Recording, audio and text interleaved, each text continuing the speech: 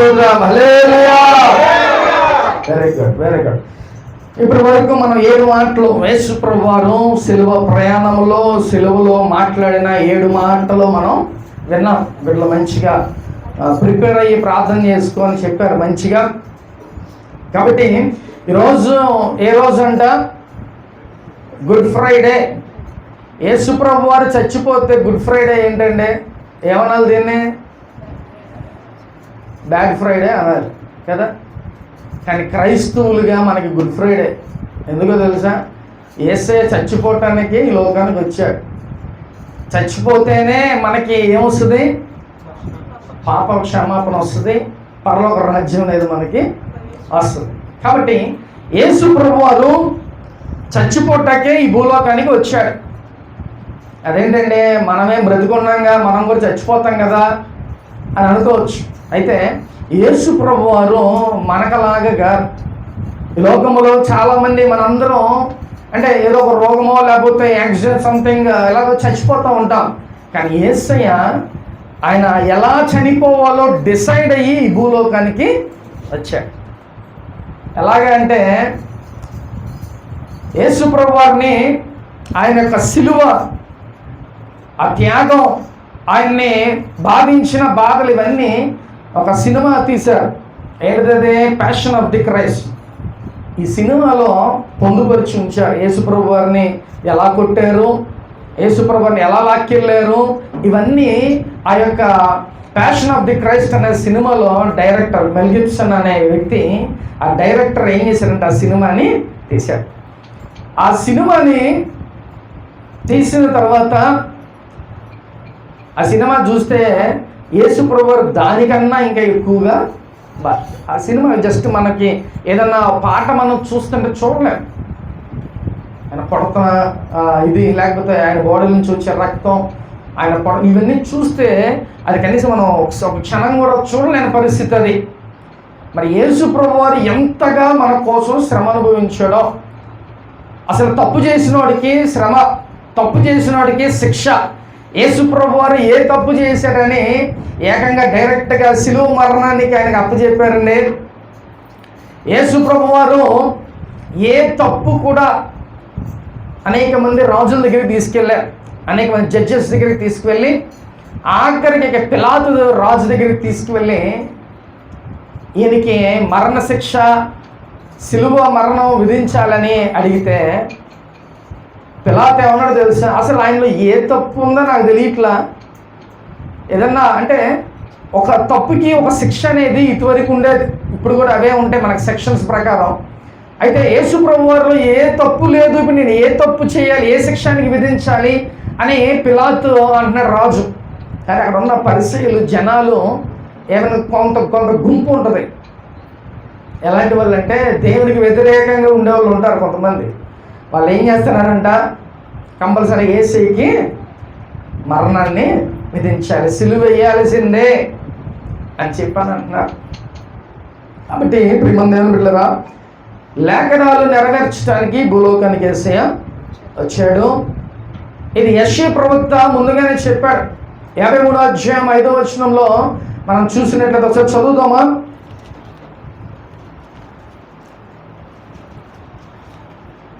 53వ అధ్యాయం. మన అతిక్రమములను బట్టి మన దోషములను బట్టి నలుగగొట్టబడిను, సమాధానార్థమైన శిక్ష అతని మీద పడిను, అతను పొందిన దెబ్బల చేత మనకి స్వస్థత కలుగుచున్నది. చాలు చాలు ప్రియమైన దేవుని బిడ్డలారా, ఇక్కడ యెషయా ప్రవక్త ఆయన ముందుగానే ఎప్పుడో కొన్ని వందల సంవత్సరాల క్రితం ఆయన మాటలు చెప్పాడు. ఇప్పుడు అది నెరవేర్చడానికి దేవుడు ఈ భూలోకానికి వచ్చాడు. ప్రియమైన దేవుడు చూద్దాం. 53వ అధ్యాయం 7వ వచనం. అతడు దౌర్జన్యము నొందెను, బాధింపబడెను,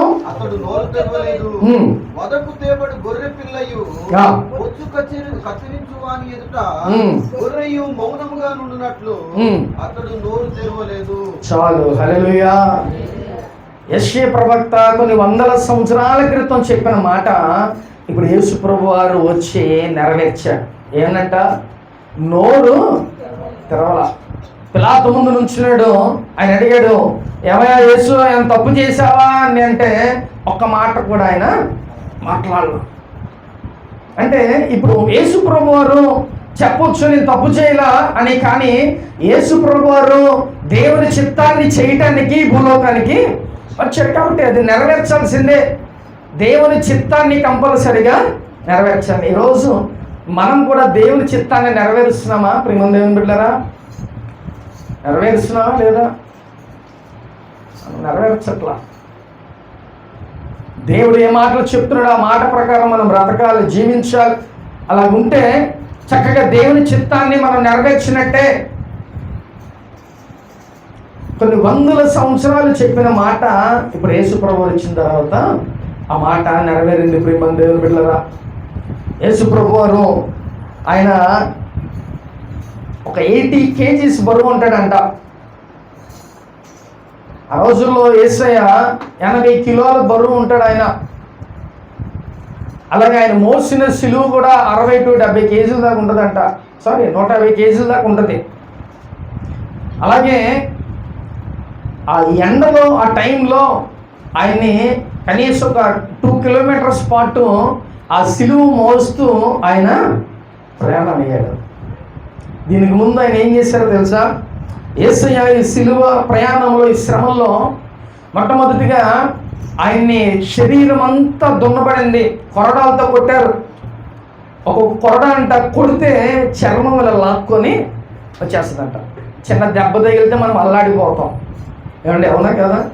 ఎదురు దెబ్బ తగిలింది అనుకో, ఇక మనం మామూలుగా ఉండదు. పెద్ద పెద్ద కట్లు కట్టేసి అసలు ఇక మామూలుగా ఉండదు మన పరిస్థితి.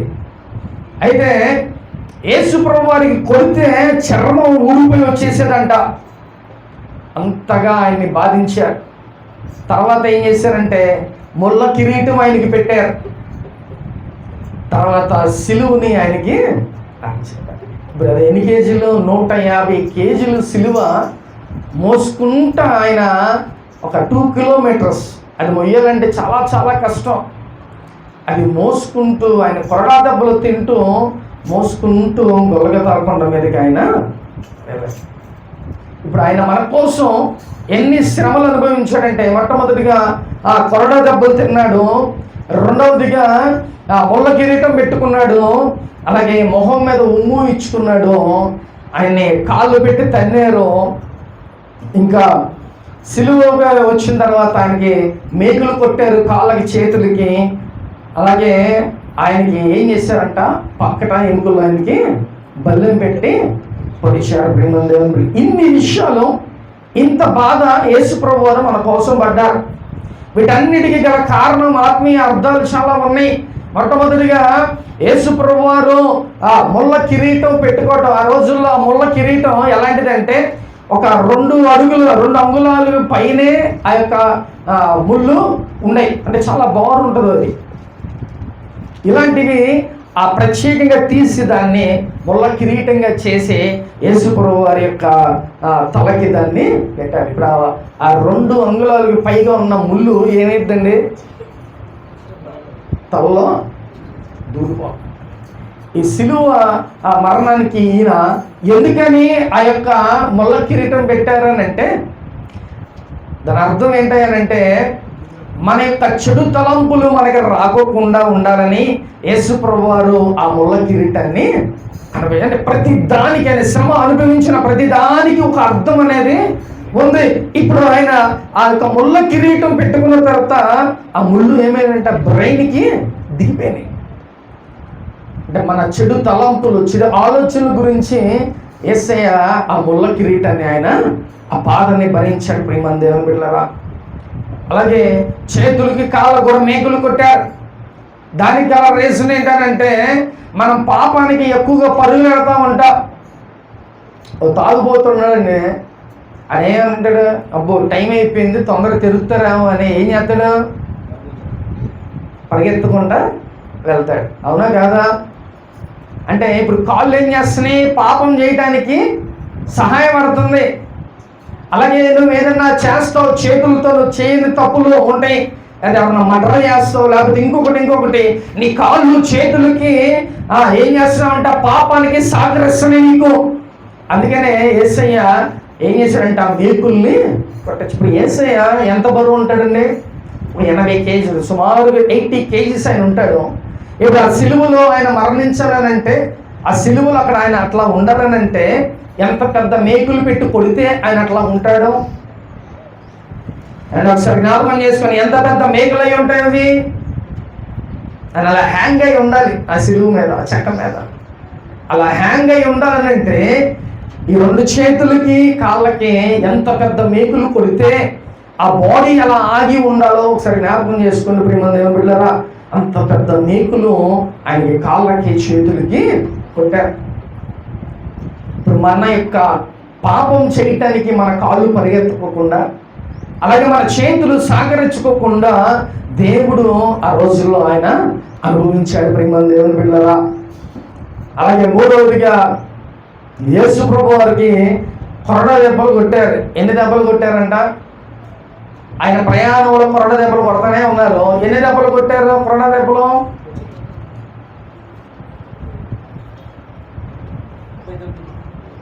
39 కొరడా దెబ్బలు కొట్టారు.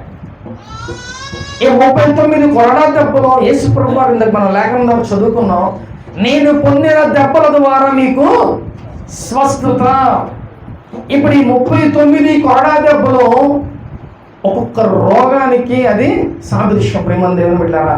ఎందుకని 39 కొట్టారు అని అంటే ఇంకా ఎక్కువే కొట్టచ్చుగా, 50 కొట్టచ్చు, 100 కొట్టచ్చు, కానీ 39 మాత్రమే కొట్టారంటే దేవుడు ఆయన పొందిన దెబ్బల ద్వారా మనకి స్వస్థత. అంటే ఈ 39 దేనికి సాదృశ్యం అంటే ఒక్కొక్కటి ఒక దానికి, రోగానికి అది సాదృశ్యం. మనకు కరోనా వచ్చింది. ఆ కరోనా ఏంటిది అనుకుంటున్నారు? అదొక రోగం. ఇప్పుడు ఈ 39లో అదొకటి. అలాగే ఇంకా అనేకమే అవి ఉండొచ్చు, హెచ్ఐవి అవి ఉండొచ్చు, ఇంకొకటి ఇంకా క్యాన్సర్ అవచ్చు, ఇంకా అనేకమైనవి రోగాలు, చాలా చాలా క్లిష్టమైనవి, చాలా దారుణమైన రోగాలు. వాటన్నిటికీ ఈ 39 లెక్క. అంటే రాబోయే రోజులు ఇంకా వస్తాయి. అర్థమవుతుందా? మనకి కనబడి మనకు తెలిసి అవే అనుకుంటూ ఉంటాం కొన్ని, కానీ ఇంకా అనేకమైనవి, కరోనా లాంటివి ఇంకా అనేకమైనవి వస్తాయి రాబోయే రోజుల్లో. కాబట్టి నువ్వేమవ్వాలి? జాగ్రత్తగా దేవుని త్యాగానికి నువ్వు జాగ్రత్తగా ఈ లోకంలో బ్రతకాలి. ఎప్పుడైనా మనం చనిపోతాం లేదా? బ్రతుకుంటామా? మనం బ్రతకం, చనిపోతాం. ఆ చనిపోయే లోపు నువ్వు దేవునితో ఎలా ఉన్నావే కావాలి ప్రియమైన దేవుడా. చాలా మంది అంటారు, ఒక రోజు బ్రతికినా దేవుని కోసం బ్రతికి చచ్చిపోతే చక్కగా పరలోకానికి వెళ్తాం. కాబట్టి యేసయ్య కోసం నువ్వు బ్రతకాలి. ఇవన్నీ దేవుడు ఒక ఉపమానం. దేవుడు మనం ముందుగానే అన్ని దేవుడు సెట్ చేసుకొని కరెక్ట్గా 39 కొరడా దెబ్బలు ఆయన. ఇప్పుడు మనం యేసయ్య పొందిన దెబ్బల ద్వారా మనకి స్వస్థత. సో ఇప్పుడు మనం బాధపడాల్సిన అవసరం లేదు. ఏం ప్రార్థన చేసుకోవాలి? అయ్యా, నువ్వు పొందిన దెబ్బల ద్వారా మాకు స్వస్థత. సో మనం ఒకవేళ మేము అనారోగ్యంగా ఉన్నాం, మాకు స్వస్థతని ఇవ్వండి ప్రభువా అని మనం ప్రార్థన చేసినప్పుడు దేవుడు మనకి స్వస్థతని అనుగ్రహిస్తాడు. కాబట్టి ఇప్పుడు యేసు ప్రభు వారు ఈ యొక్క సిలువలో ఆయన ఈ ప్రయాణంలో ఇన్ని బాధలు ఆయన పడ్డాడు. ఇవన్నీ ఎవరి కోసం? ఏమన్నా ఇంత ఘోరమైన శ్రమలు కేవలం మన కోసమే దేవుడు అనుభవించాడు ప్రియమైన దేవుని బిడ్డలారా. కాబట్టి యేసయ్య ఇన్ని చేశాడు కదా, యేసయ్య ఇన్ని చేశాడు కదా, మరి ఇప్పుడు మన కోసం, మనం యేసయ్య కోసం ఏం చేద్దాం?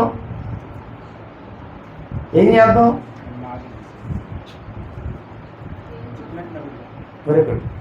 మనం ఆయన చెప్పినట్టుగా మనం అప్పుడు ఆయన ఇష్టపడతాను. నువ్వేం చేసినా చేయకపోయినా నువ్వు చక్కగా ఆయన మార్గంలో నడవగలిగితే చాలు. అదే దేవుడు ఇష్టపడుతున్నాడు ప్రియమైన దేవుని బిడ్డలారా. అయితే ఇంకొక 2 విషయాలు మనం తెలుసుకొని మనం ముగించుకుందాం ప్రియమైన దేవుని బిడ్డలారా. దేవుడు ఈ యొక్క సిలువను మోసుకొని వెళ్తున్న ఈ మార్గంలో కొన్ని సిచ్యువేషన్స్ ఆయనకి ఎదురైనాయి. అవి ఏమిటంటే ప్రియమైన దేవుని బిడ్డలారా, మొట్టమొదటిగా దేవుడు ఎక్కడున్నాడంట? ఒలీవ కొండ, గెత్సెమనే తోటలో ఆయన ఉన్నప్పుడు ఆయన ప్రయాణానికి అక్కడి నుంచి ఆయన పట్టుకున్న కాడి నుంచి స్టార్ట్ అవుద్ది. ఆయన పట్టుకున్నప్పుడు ఏమైందో తెలుసా, పేతురు వెంటనే కత్తి తీసి ఆ యొక్క సైనికుడు చెవులు నరికేస్తాడు. అప్పుడు యేసయ్య ఏం చేస్తాడు, వెంటనే పేతురుని గద్దించి, ప్రభు కత్తి పట్టుకుంటే కత్తితోనే పోతావు, అది యేసయ్యే చెప్పాడు. ఈ లోపల మనం చాలామంది సామెత అనుకుంటూ ఉంటాం, కత్తి పట్టుకుంటే కత్తితోనే చచ్చిపోతానని అంటాం. నిజంగా ఆ రోజుల్లో యేసయ్య ఆ మాట అన్నాడు. అయితే యేసయ్య అప్పుడు ఏం చేశాడంటే వెంటనే ఆ చెవును తీసుకొని వెంటనే చెవును మళ్ళీ రీప్లేస్ చేశాడు. ఇప్పుడు చూడండి, ఆ ప్రయాణంలో దేవుడు చక్కగా మంచిగా స్వస్థత దేవుడిచ్చాడు. ఆయన శ్రమ పడతా కూడా ఆయన స్వస్థత చేశాడు. ఇంకొకటి, సిలువలో యేసయ్యకి ఏం చేస్తారు, అసలు ఆయన బతుకున్నాడా లేదా అనేసి ఆఖరికి ఏం చేస్తారంట, బల్లెముతో ఆయన్ని వరిస్తారు.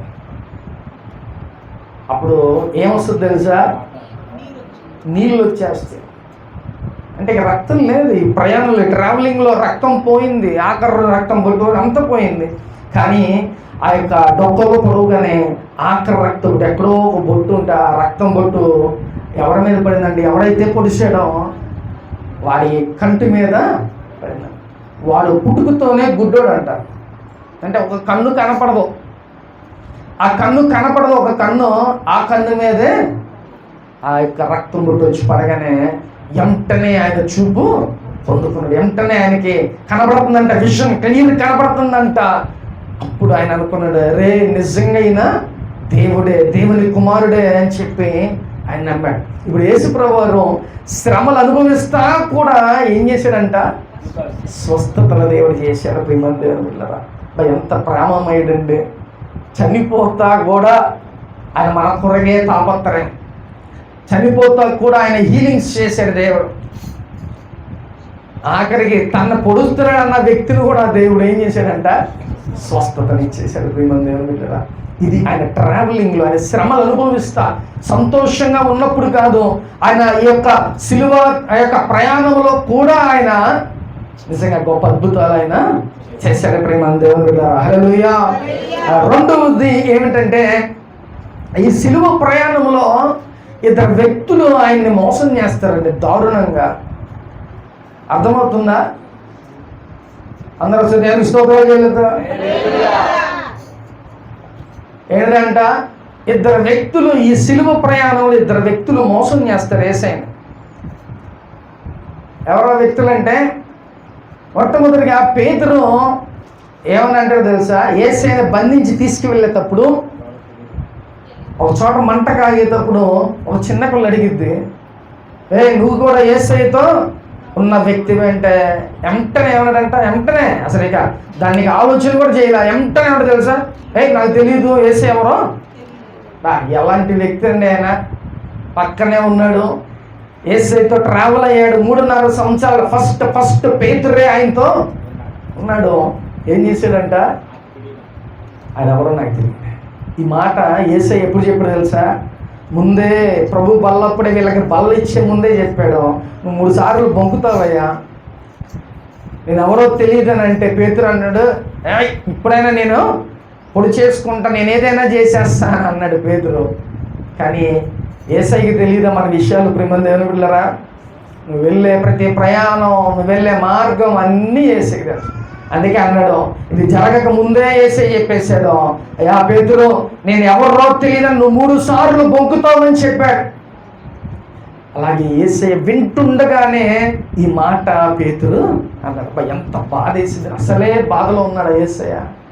ఇంకా పేతురు ఆ పెయిన్ని కొట్టినా మనం పడవచ్చు చాలామంది, కానీ ఒక మాట అంటే ఆ మాటను మనం గౌక్కుని తీసుకోలేము. ప్రియమైన దేవుని బిడ్డలారా, వెంటనే పేతురు యేసయ్య అలా వెళ్తుండగా పేతురు అన్నాడంట, ఆయన ఎవరో నాకు తెలియదు అని 3 సార్లు అట్ ఎ టైం ఒకేసారి ఆయన 3 సార్లుగా అన్నాడంట. ప్రియమైన దేవుని బిడ్డలారా, చూద్దాం ఒకసారి ఆ మాట. మత్తయి సువార్త 26వ అధ్యాయం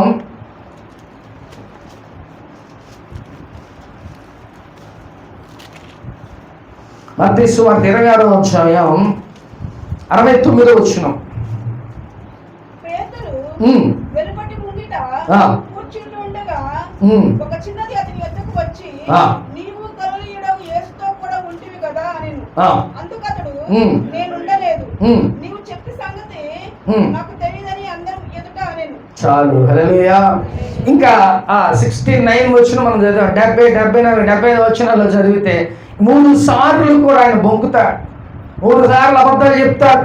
యేసయ్య ఎవరో నాకు తెలియదు, యేసయ్య ఎవరో నాకు తెలియదు అని చెప్పి 3 సార్లు పేతురు అంటే ఈ శ్రమలు పడుతా సిలువ ప్రయాణాల్లో వెళ్ళేటప్పుడు ఈ మాట విన్నారు. యేసయ్య అబ్బా ఎంత బాధపడి ఉంటాడో ప్రియమైన దేవుని బిడ్డలారా. ఏమంటే ఇది ఎలాంటిదంటే వెన్నుపోట అంటారు. మన పక్కనే ఉండి మనకేం చేస్తారంట, మెల్లిగా దింపేస్తారు కత్తి. అది పరిస్థితి ప్రియమైన దేవుని బిడ్డలారా. కానీ యేసయ్య అలాగ ఉన్నా కూడా పక్కన పెట్టుకొని ఆయన అబ్బా ఎంత ప్రేమమయుడండి ఆయన. అరే దొంగరా బాబు నన్ను మోసం చేస్తాడు అన్నా కూడా పక్కనే పెట్టుకున్నాడు యేసయ్య. ఇప్పుడు ఆయన దొంగల్ని కూడా ఆఖరికి ఆయన పొడుస్తాడన్నా కూడా ఇప్పుడు ఆయన పొడవటం బట్టి ఏమైందంట, ఆయనకి కన్ను చిన్నప్పటి నుంచి కన్ను బాగోదు, కనపడదు. ఆ కన్ను ఏమైందంట, బాగుపడిపోయింది. పొడిచిన వ్యక్తికే దేవుడు స్వస్థత చేశాడు. ఎంత ప్రేమ ఏంటండి. ఆ ప్రేమకి కాదు లిమిట్స్ లేవిక, బౌండరీస్ లేవిక. కాబట్టి యేసయ్య ఎంత ప్రేమమయ్యాడో చూడండి. పేతురు ఎంత ఉన్నా, ఎంత ఒక గొప్ప శిష్యుడిగా ఆయన చూసుకున్నా కూడా అరే నువ్వు ఏనంట యేసయ్య ఎవరో తెలియదని 3 సార్లు బొంగుతావని చెప్పిన సేమ్ అలాగే పేతురు ఆ మాటలు చెప్పాడు. ప్రియమైన దేవుని బిడ్డలారా. ఇప్పుడు రెండో వ్యక్తి ఎవరంటే యోధా, ఇస్కరేతు యోధా. యోధా కూడా ఏం చేశాడంట, యేసయ్యనే 30 వెండి నాణేలకి ఎవరైనా అదే ఎవరండి, యేసయ్యకి ఇష్టమైన శిష్యుడు పక్కన పెట్టుకొని తిరుగుతున్నాడు. ఏం చేశాడంట, డబ్బు కనిపేశాడు యేసయ్య. అది ఎంత దౌర్భాగ్యమో చూడండి ప్రియమైన దేవుని బిడ్డలారా. యేసయ్య చేసే స్వస్థతలో, యేసయ్య చేసే మంచి కార్యాలు, ఆయన రాగా త్రాగుబోతులు మారారు, దొంగలు, వ్యభిచారులు, ప్రతి ఒక్కరు మారారు. అవన్నీ కల్లారా ఆయన చూస్తున్నాడు. ఎన్నో స్వస్థతలు, ఎన్నో అద్భుతాలు ఆయన చూస్తూనే ఉన్నాడు. అయినా కూడా ఏం చేశాడంట, యేసయ్యని పక్కనే ఉండి మోసం చేశాడు ప్రియమైన దేవుని బిడ్డలారా. 30 వెండి నాణేలకి యేసయ్యని వాళ్ళకి అప్పచెప్పేశాడు. ఏమంటే మీ యేసయ్య ఏమనుకోవాలి, ఈ మాట కూడా యేసయ్య ముందుగానే చెప్పాడు. బల్ల జరుగుతూ ఉండగా నేను చనిపోతానని తెలిసి కూడా ముందు ఏం చేశాడంట, శిష్యులందరూ కూర్చొని బల్లారాధన ఇచ్చాడు దేవుడు. ఇస్తూ యోధాతో అంటున్నాడు, నువ్వే నన్ను ముద్దు పెట్టుకొని నన్ను అప్పచెప్పేస్తావు. ఎందుకని ఈ మాట యేసయ్య చెప్పాడు తెలుసా? సేమ్ యాజ్ ఇట్ ఈజ్గా ఇలాగే యేసయ్య ఏది చెప్పాడు అలాగే అది జరిగింది. ముద్దు పెట్టుకొని అప్పచెప్పటం ఏంటి, అదిగో యేసయ్య అంటే పట్టుకుంటారుగా, వచ్చి ముద్దు పెట్టుకొని మరి అప్పచెప్తావు అని యేసయ్య ముందుగానే చెప్పాడు. అయితే ఆ గెత్సెమని తోటలో ఆయన పట్టుకునేటప్పుడు వెళ్ళేటప్పుడు ఏం చేశారంటే, ఉదయకాలం అది యేసయ్యకి లాగే యేసయ్య హైటే, యేసయ్య పర్సనాలిటీ శిష్యులు అనేక మంది ఉన్నారు. ఇప్పుడు ఎవరని వాళ్ళు పట్టుకుంటారు. అందుకనే ఏం చేశారంట, యూదా వెళ్ళి ముద్దు పెట్టుకొని ఈయనే పట్టుకోండి అని చెప్పి ముద్దు పెట్టుకొని మరి యేసయ్యని అప్పచెప్పేశారు. ప్రియమైన దేవుని బిడ్డలారా. పక్కనే ఉంటా శిష్యుడు నమ్మక ద్రోహం చేశాడు. చూద్దాం ఒకసారి బైబిల్ గ్రంథంలో 27వ అధ్యాయం మత్తయి సువార్త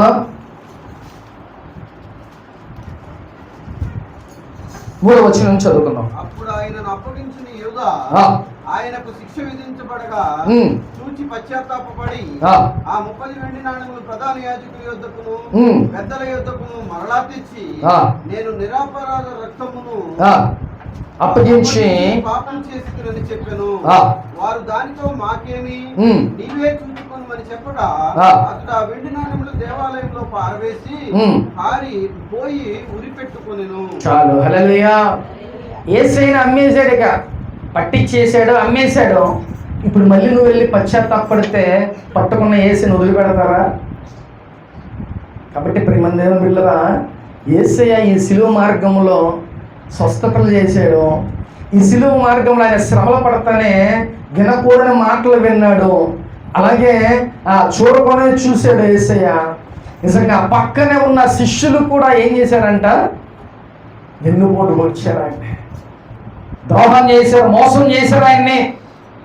అయినా ఆయన భరించాడు ప్రియమైన దేవుడు. ఆఖరికి ఆయన ఎలాంటి వ్యక్తి అంట, పొడిచిన వ్యక్తికే ఆయన స్వస్థతని కలగజేశాడు. అంటే చిన్న దెబ్బ కొడితే ఆయన మళ్ళీ తిరిగి ఎప్పుడు కొడదామా అని అనుకుంటా ఉంటాం. లేకపోతే మనకి ఎవరైనా ఏదైనా చేస్తే వాడికి మళ్ళీ మనం ఏం చేయాలనే ప్లాన్స్ ఆలోచిస్తూ ఉంటాం. కానీ యేసయ్య అప్పుడప్పుడు ద్రోహం చేసిన, అప్పటికప్పుడు పొడిచిన వెంటనే ఆయనకి స్వస్థత ఇచ్చాడు. ఇంత గొప్ప దేవుడిని మనం ఆరాధన చేస్తున్నాం.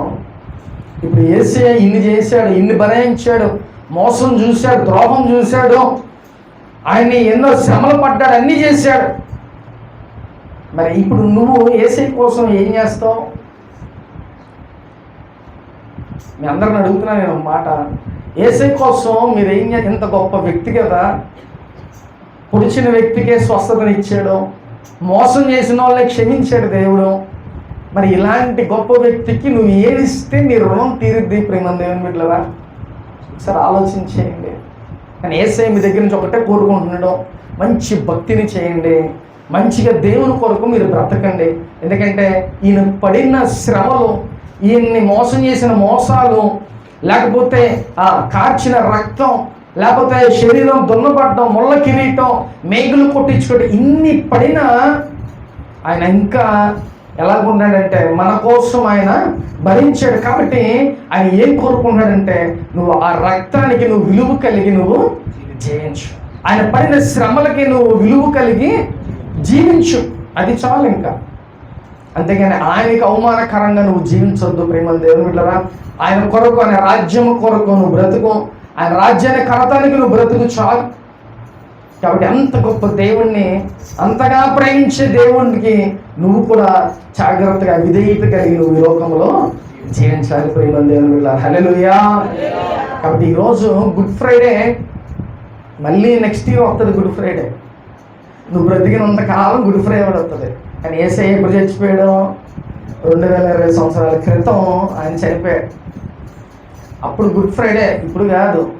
కానీ జస్ట్ వీఆర్ రిమెంబరింగ్ ఆ డేని మనం ఏం చేస్తున్నాం, గుర్తు చేసుకుంటున్నాం అంతే.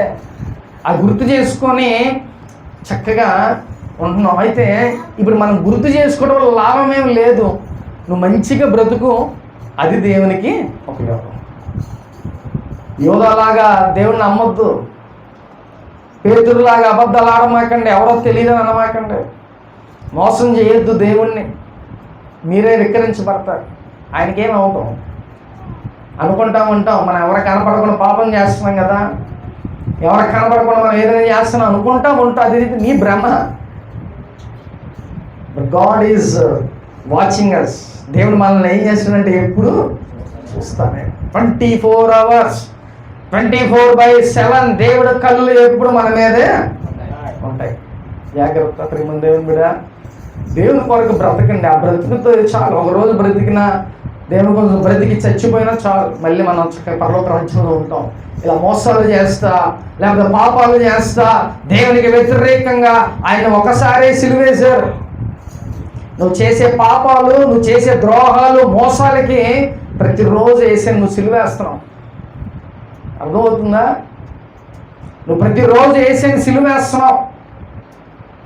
సిలువ ఆయన మరణం పొందాడు, ఆయన హ్యాపీగానే పొందాడు, ఇష్టపూర్వకంగానే పొందాడు. కానీ నువ్వు చేస్తున్నావు చూసావు ద్రోహం, నువ్వు చేస్తున్నావు మోసం, నువ్వు చేసే ప్రతి పాపం, వీటి మూలన యేసయ్య ప్రతిరోజు నువ్వు సిలువేస్తున్నావు. అర్థమవుతుందా?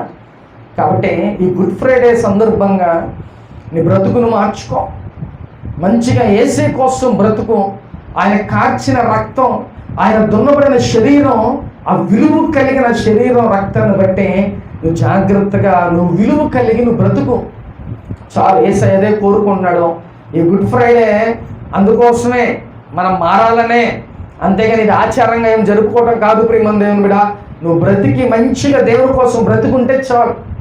అదే దేవుడు కోరుకుంటున్నాడు. కాబట్టి గుడ్ ఫ్రైడే సందర్భంగా మనం ఎలా ఉన్నాం? యేసయ్యను మోసం చేయొద్దు ప్రియమైన దేవుని బిడ్డ. యేసయ్య ద్రోహం చేయొద్దు. నమ్మకంగా బ్రతకండి దేవుని దగ్గర. పరలోక రాజ్యాన్ని మనం పొందుకోవాలి ప్రియమైన దేవుని బిడ్డ. హల్లెలూయా. ఆత్మ చెబుతున్న మాట ఆచబడ వినుగాక. ఆమేన్. అందరూ మోకరు వచ్చిందే ప్రార్థన చేసుకుందాం.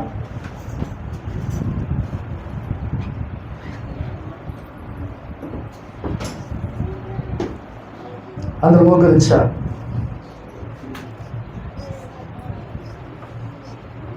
చిన్న ప్రార్థన చేసుకోండి. ప్రేమ దేవుని బిడ్డలారా, ఇప్పటి వరకు దేవుడు మనతో మాట్లాడాడు. అయ్యో, నేను రక్తాన్ని కార్చాను, నా శరీరంలో దున్నబడింది, ముళ్ళ కిరీటం పెట్టారు, కాళ్ళకు చేతులకి ఆ ముళ్ళు మేకులు కొట్టారు. వరకు దేవుని మాటలు విన్నాం, యోగాలాగా మోసం చేస్తున్నాం, పక్కనే ఉండి మోసపు జీవితాన్ని జీవించమా. అలాగే ప్రేమ దేవుని బిడ్డలారా,